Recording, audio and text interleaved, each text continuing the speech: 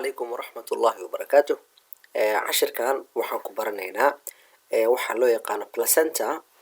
placenta oo ah unuga isku xira cunuga iyo hooyada marka cunuga marka hore uu ku dhasho caloosha hooyada oo uu ku sameysmo implantation oo ah in unugyadii cunuga ay ku abuurmaan raximkii hooyada. Marka placenta ma ogi af Soomaali in oo madheerta in lagu yiraahdo iyo magaciisa runta ah, laakiin waa organkan weyn oo cunuga markuu dhasho soo baxa oo haddii Google Images aad ku qortid placenta oo arki kartid sawir tira badan oo placenta oo cunuga markaas laga soo saaray oo si easy ah internetka ugu heli kartid. Marba inaan halkan soo geliyo maadaama oo dad oo kala duwan oo dhiigii waxaas inay arkaan aan rabin kanaalka ay fiirsadaan. Marka Google Images aad ka fiirin kartaa daartid sida uu yahay iyo qaabka uu samaysan yahay.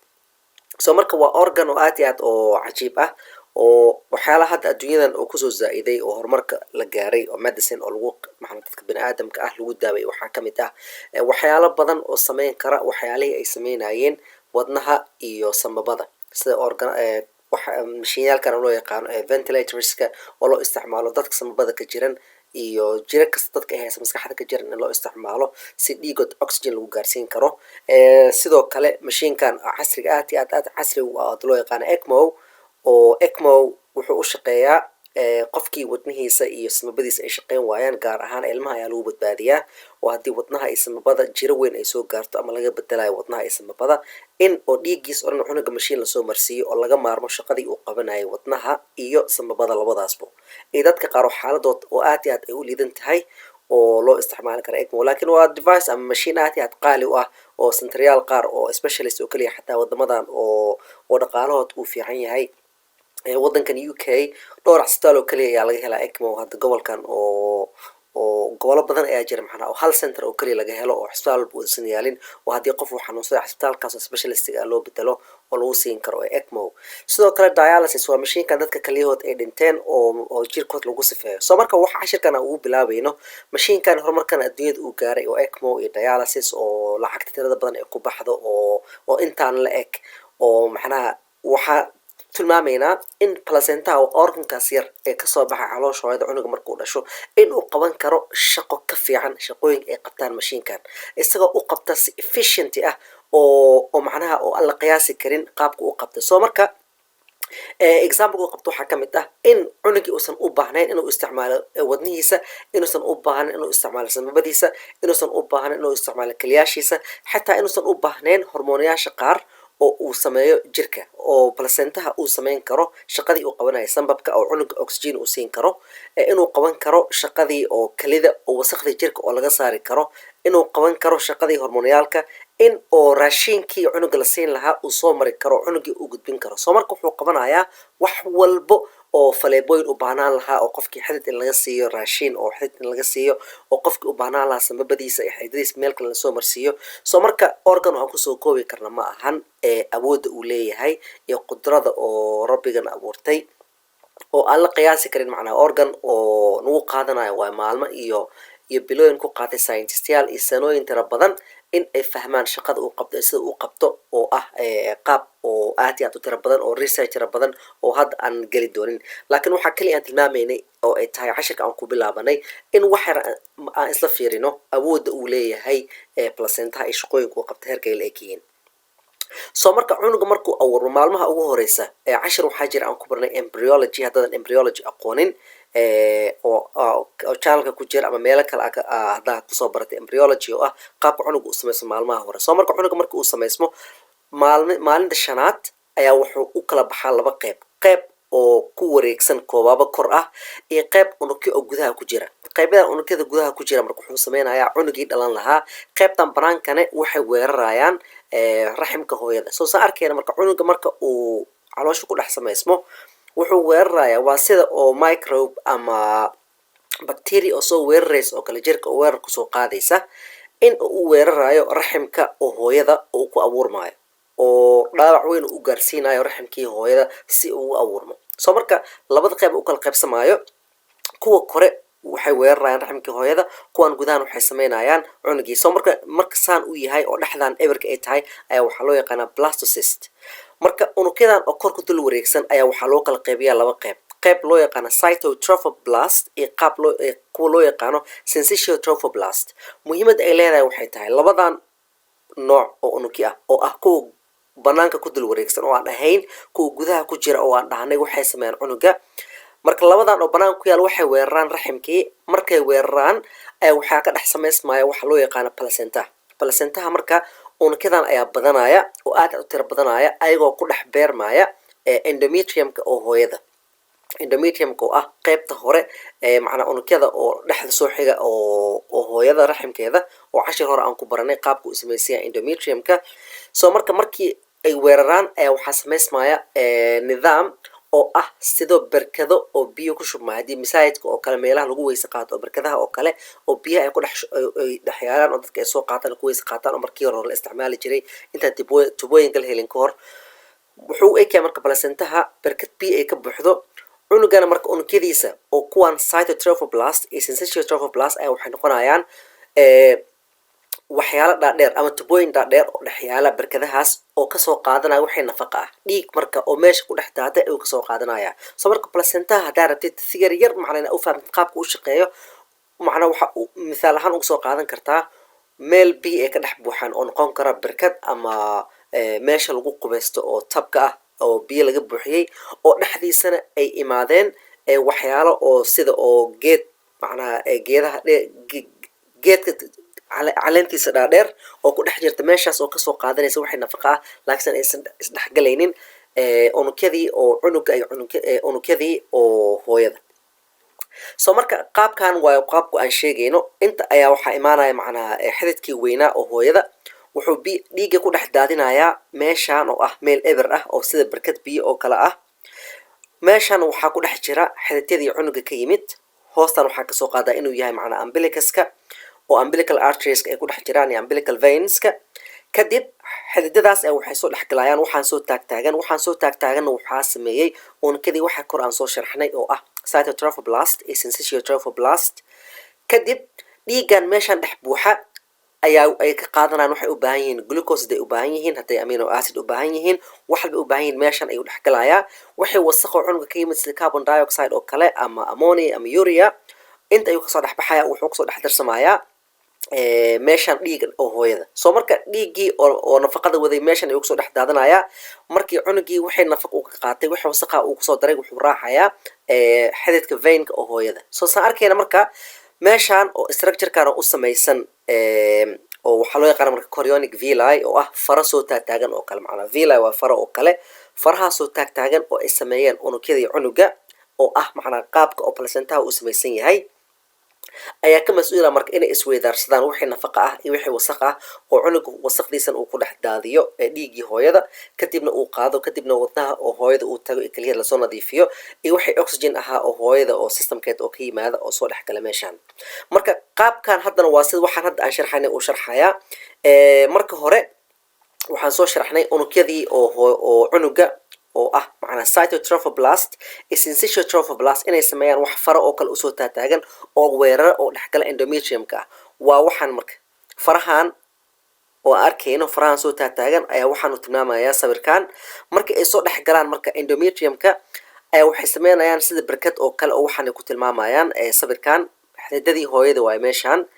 kadib waxaa dhacaya in unugyo kale oo hooyada ay leedahay macnaa oo loo yaqaano extra embryonic mesoderm unugyo kala waaye oo ka yimid macnaa cunugii ayaa wuxuu soo dhexgalayaa unugyadii oo cytotrophoblast iyo syncytial trophoblast ayuu soo dhexgalaya waxaan oo midabkiisa buluuga cagaarka oo kala xiga kan waaye. markuu soo dhexgala ayaa waxaa ka dhex samaysmaya capillarygii ama xididadii oo cunuga. waxaan marka structurekan oo ka dhex samaysan extra embryonic mesodermka loo yaqaano iyo syncytial trophoblast iyo cytotrophoblast saddexdaas oo isku xiran structurekaas ayaa wuxuu sameynayaa marka placentaha waxyaalaha uu ka samaysan yahay oo ah farahan oo soo taagan. marka fartaan oo soo taagan haddii lagu weydiiyo waxa ay ka samaysan tahay wuxuu ka samaysan yahay cytotrophoblast macnaa cytotrophoblast oo ah kuwan syncytial trophoblast oo ah kuwa kor soo taagan iyo extra embryonic mesoderm oo u dhex yaalo xididkii oo cunuga ka yimid. marka dhiigga hooyada marka inta ayuu kasoo dhex daadanaya oo meeshaan laga wado inuu kusoo dhex daato oona wasaqdii iyo wixii oo faa'iidada ah oo sida glucose ama amino acidka hooyada ka yimid oo la isweydaarsado. soo marka xididyada oo hooyada oo meeshan aan ku tilmaamayno waxay u samaysan yihiin sida loo yaqaano waxa loo yaqaano macnaha spiral artery, spiral oo ah waxaan oo saan u wareegsan oo kale. sababta u samaysan yihiin waxay tahay maadaama markii lasoo weeraro ay soo weeraraan unugyadii ka yimid cunuga oo ah cytotrophoblast iyo syncytial trophoblast, labada nooc oo unugyo oo soo weerara ayaa waxay keenaan inay baabi'iyaan xididyadan oo spiralka ah, kaasoo keenaysa xididyadii ama arteriolka oo hooyada inay noqdaan xididyo ku dhex furan meeshan oo extreme macnaha villiga dhexdiisa macnaha intravillous space meesha loo yaqaano oo ah wax meeshan aan ku tilmaamayna macnaha meeshan spacekan oo u dhaxeeya farahan soo taagtaagan ay kusoo dhex daataa dhiigga oo hooyada. soo marka xididyadan haddii aan si fiican aysan usoo weerarin unugyada oo cunuga ka yimid oo ah labadii nooc unug aan soo sharaxnay, in ay dhici karto in oo hooyadii uu keeno dhiiggeed inuu kaxo oo waxa loo yaqaano preeclampsia. jirada preeclampsia waa jiro ku dhacda hooyooyinka oo uurka leh trimesterka labaad macnaha qaybta dhexe hooyada ilaa macnaha trimesterka saddexaad ilaa markii ay dhashay kadib in uu imaan karo hooyada hypertension oo halis ah, macnaha dhiiggeed inuu aad iyo aad u kaco oo keeni karta macnaha halis weyn inuu keeno hooyada xataa in oo ay gasho in oo qal macnaha iyo seizure uu imaado. waxyaalaha keena wax loo maleeyana waxay tahay haddii labadii unug ay si fiican usoo weerarin oosan u baabi'inin xididyadan spiralka ah oo laga rabo spiralkan inuu baabi'iyo si oo meeshaan ugu imaado macnaha meeshaan afkeeda ayaa weyn oo dhiiggaas ugu soo dhex daato meeshii hadda aan tilmaamaynay oo eberka ahaa oo faraha ay kasoo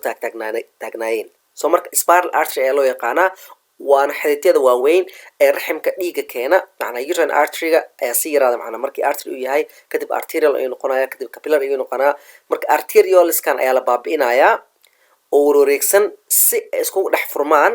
meeshii hooyada dhiiggii ka yimid hooyada oo ah kusoo macnaha inuu kusoo dhex daato meeshaan oo ah meesha u dhexaysa farahan ama macnaha villiga dhexdiisa oo sida barkad oo kale ee aan ku sharxnay conceptually. soo marka meesha hooyada xigta dhanka raximka hooyada xigta ayaa waxaa loo yaqaana marka endometriumka ah decidua basalis. decidua basaliskaas marka xididadii hadda aan sheegnay ayaa la baabi'inaya. xididkan macnaha arterial oo ka yimid waaye hooyada oo markii hore ahaa xidid wareegsan oo helical ah, kan waxaa waaye veinka oo hooyada oo wasaqda uu ku noqonayo. meeshan waa farihii soo taagtaagna hadda aan sharaxnay waxaan waxay hadda ay sheegayaan meeshan waxaa waaye umbilical macnaha cord, umbilical cordkii oo ay dhex yaalaan umbilical arteries iyo umbilical vein. umbilical macnaha vein umbilical arterieska ayaa markaas waxay keenayaan waxay nafaqa ahaa inay hooyada kasoo qaadaan macnaha hooyada dhiigga inta uu kusoo dhex daadanaya sida barkad oo kale dhiig inta uu soo dhex daadanaya farihii soo taagnaa oo ay ku dhex jiraan xididadii cunuga ayaa kasoo qaadaya waxay faa'iida oo nafaqa lahaa. waxay wasaq ahne inta ayaa lagu dhex daadinaya oo ay wadaan umbilical arterieska. marka artery iyo vein sida caadiga arteryga wuxuu wadaa xidid macnaha dhiig uu ka buuxo oxygen, laakiin meeshan waa cags, waa opposite. sababtoo ah umbilical arterieska cunuga waxay wadaan wasaqdii oo ka yimid cunuga. umbilical veinka ayaa qaadaya waxyaalaha oxygenated macnaha oxygen ay ka buuxdo, veinka ayuu raacaya ee ma raacaya arteryga. waa cagsi sida uu u shaqeeyo jirka intiisa kale. soo marka waxaan waa soo sharaxnay decidua basalis wuxuu ku yaalaa endometriumka oo ah meesha unugyada soo xiga macnaha qaybta cunuga ku samaysmaya oo qaybta dhexe oo endometriumka ayuu ku dhex yaalaa oo raximka dhexdiisa ah. unugyada cunuga ayaa weeraraya macnaha invasionka, waxay dilaan ama phagocytosis ay ku sameeyaan endometriumkii hooyadii. sababtay u dilayaan oo phagocytosis ugu sameynayaan waxay tahay in ay abuuraan barkadahan oo eberka ah. marka hore macnaha wuxuu sameynaya wax loo yaqaan lacuna oo ah barkado yaryar, kadibna wuxuu sameynayaa meelahan oo intervillous space oo ah barkadii aan tilmaanay oo dhiig hooyada uu kusoo dhex daato. waa tubo la furay oo kale ugu soo dhex daato si faraha soo taagtaagan oo ay ku dhex jiraan xididadii cunuga waxay nafaqay u baahnaayeen ay kasoo qaataan waxay wasaq ahne ay sii raaciyaan oo banaanka uu aado. meeshan waxaan arkaynaa marka cunug yar oo ku dhex samaysman. intan waxaan arkaynaa umbilical cordka oo ah tubadan oo isku xirta cunugii iyo hooyadii. intan waxaan arkaynaa marka placentihii. soo marka umbilical cordka wuxuu ku dhex jiraa wax sida jelly oo kale ah oo loo yaqaano macnaha Wharton's jelly. Wharton's jelly dhexdiisa marka umbilical cordka ah. umbilical cord daadan aqoonin waxaa waaye tubada cunuga macnaha calooshiisa meesha dhexda ah kasoo baxda, tubada dheer oo isku xirta cunuga iyo hooyada. marka jelligaas dhex yaala umbilical cord ee waxaa loo yaqaana marka Wharton's jelly waxaana ku dhex jira laba artery iyo hal vein. marka ilmaha qaar ayaa jira oo ku dhasha hal artery oo keliya oo aan lahayn laba artery sida normalka ah. Ilmaha badankood waxay leeyihiin laba artery. haddii cunuga marka uu ku dhasho hal artery dhibaato weyn ayaa imaanaysa oo ilmahaas oo laga yaabo in wadnaha uu ka jiran yahay oo dhibaato ay soo gaari karto. soo marka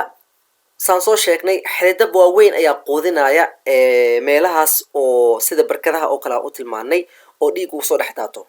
marka hooyada marka oo uurkeed 9 bil 8 bil uu soo gaaro halkii daqiiqad waxaa imaanaya ku dhawaad 500 ilaa 700 mililitr oo dhiig ah ayaa ku dhex daadinaya barkadahaas oo quudinaya cunuga. soo marka waxaa qiyaasi kartaa placenta haddii jira ku imaato ama uu kasoo faqo oo kasoo dhex baxo meeshii uu ku xidhnaa, haddii ama hooyada haddii ay kufto oo kale ama haddii shil ay gasho oo nooc walba ahaan karo in oo si oo ku talagal ah hooyadii caloosheed wax loogu dhufto ama gaari ay saaran tahay shil hadduu ku dhaco ama haddii ay tahay hooyo jiran oo epilepsy oo kala qabta oo ay dhacdo ama hooyo ay tahay in oo dhiiggeed aad iyo aad u yar yahay oo ay dhacdo waxay keeni kartaa placentii dhaawac inuu soo gaaro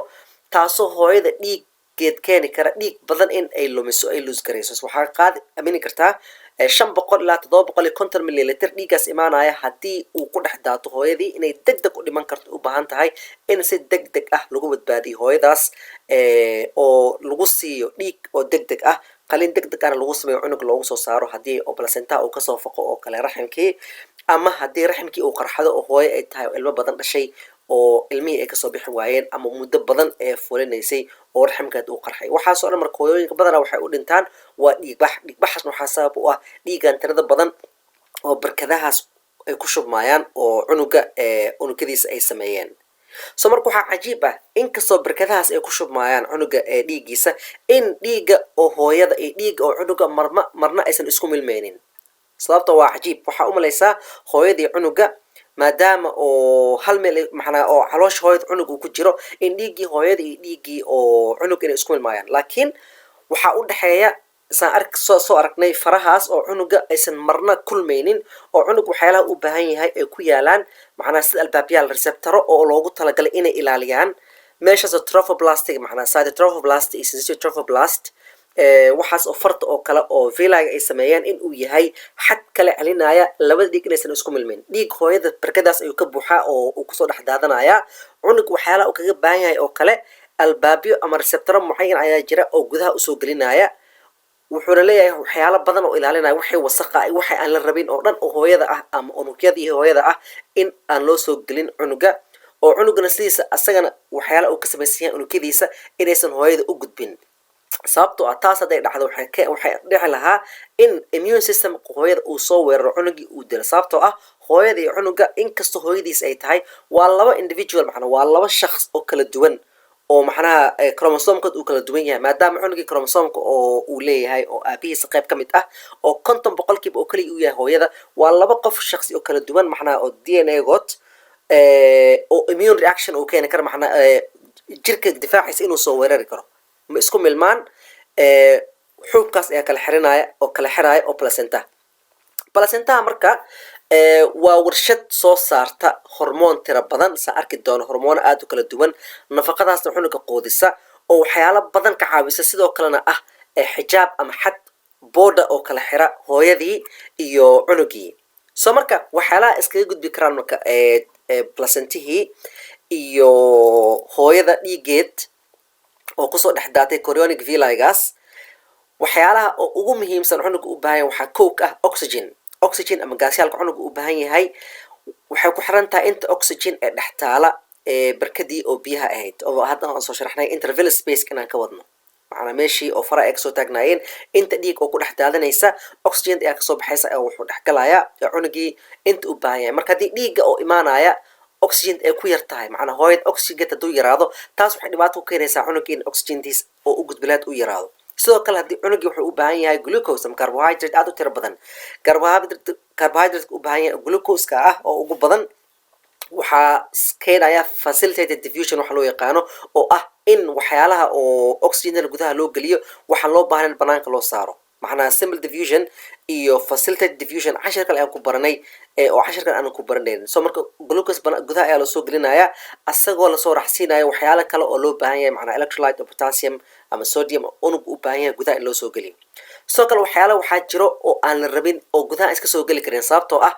waxaa weyn molecular weightkiisa ama culeyskiisa ayaa weyn sida oo amino acidska iyo vitaminada. So kuwaas marka waxay leeyihiin albaabyo oo gudaha loo soo geliyo waxaa loo yaqaana active transport, albaabyaal oo furmaya oo energy u isticmaalayo unugyadii oo trophoblastiga ah si gudaha usoo geliyaan sababtoo ah unuga wuxuu u baahan yahay borotiin badan inuu samaysto.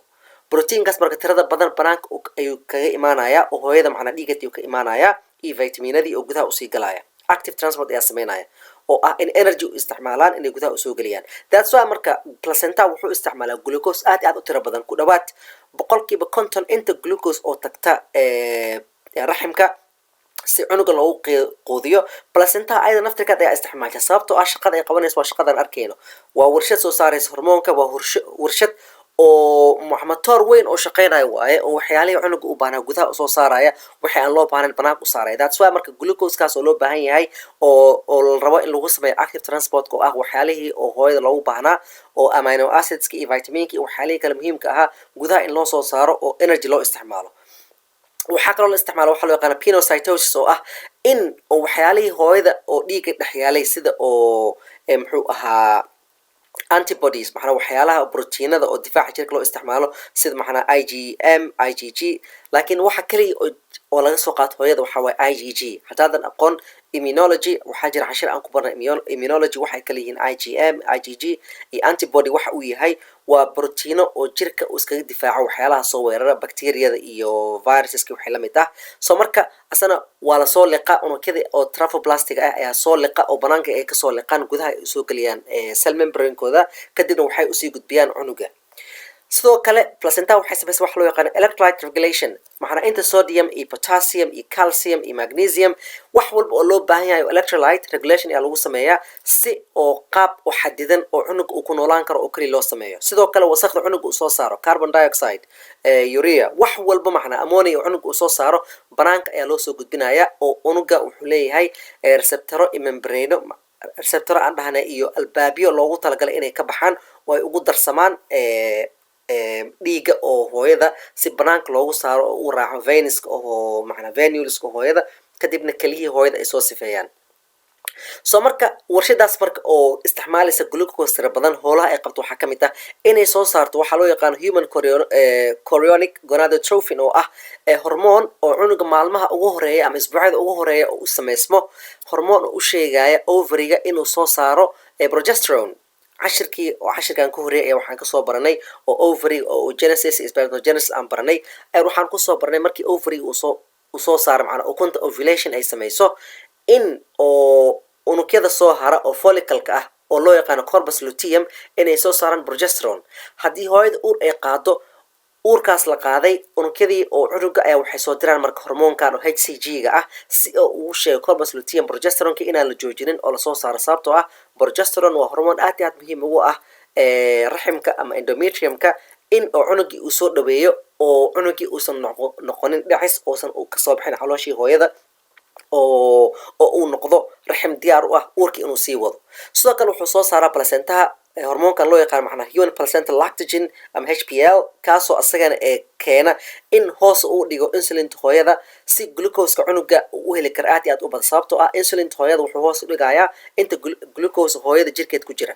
taas waxay keentaa marka hooyada uurka leh in oo glucosekeed kor u kaco si cunuga uu helo glucose oo ku filan. sidoo kalena wuxuu soo saaraa muddo kadib 3 bil ama wiikaash ugu horeeya waxaa dhimanaya ama waxaa dhimanaya corpus luteumka oo ku jira ovary-ga oo ah meesha kuxaanta laga soo sameeyo. sababta uu dhimanaya corpus luteumka waxay tahay in laga maarmo oo placentaha uu bilaabo inuu soo saaro hormoniyaalka oo uurka sii wadi kara oo nooleyn kara endometriumka kuwaasoo ah progesterone iyo estrogen. marka waxaa jira waxyaala badan oo hooyada uurka leh physiologigeed u isbedelo cardiovascular system ka ahaado, respiratory system ka ahaado, maxana nooc walba system walba oo jirka hooyada ku jira uu isbedelaa hooyada uurka leh. waxaana ka mas-uul ah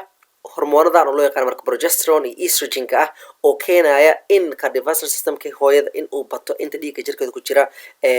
heerka oo hooyada neefsanaysa inta oxygenka mar ay qaadanayso in endometriumka oo uu noqdo endometrium oo diyaar u ah ama wadi kara uurkii cunugii inuu ku jiro ilaa muddo oo 9 bil oo cunugii banaanka aan loo soo saarin. That's why markii cunug banaanka loo soo saarayo progesterone hoos u dhaco oo hooyada oo waxyaalo badan ay keeni karaan oo jirooyin progesterone hoos inuu dhaco iyo waxyaalo badan xataa cunuga dhexis inuu noqdo hooyada uu ka soo dhaco uu keeni karo progesterone iyo estrogen oo isbedel uu ku dhaco.